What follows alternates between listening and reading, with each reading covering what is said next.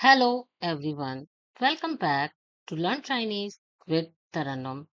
Today we are going to learn something very important in Chinese language. The difference between 会, 能 and 可以.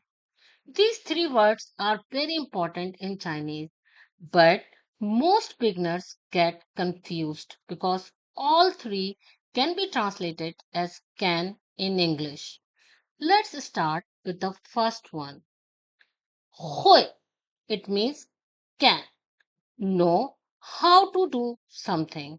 It means having a skill or a skill you learn through practice. Example 1. 我会说汉语. I can speak Chinese. Speaking Chinese is a learned skill, so we use 会. Another example sentence. 我会开车. I can drive. Driving is also a learned skill. Now, 能, it means be able to. It is used to express the ability to do something or when a situation allows an action to take place. Example 1.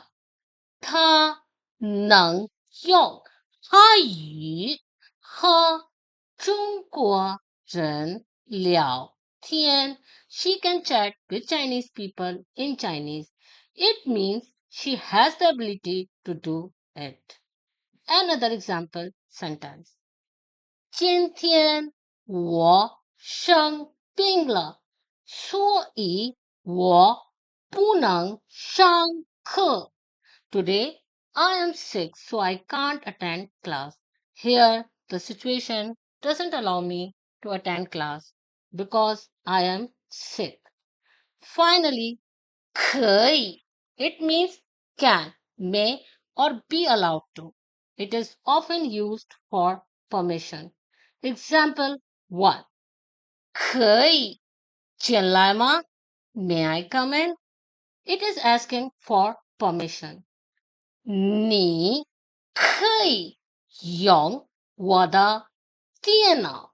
You can use my computer. Here, permission is given.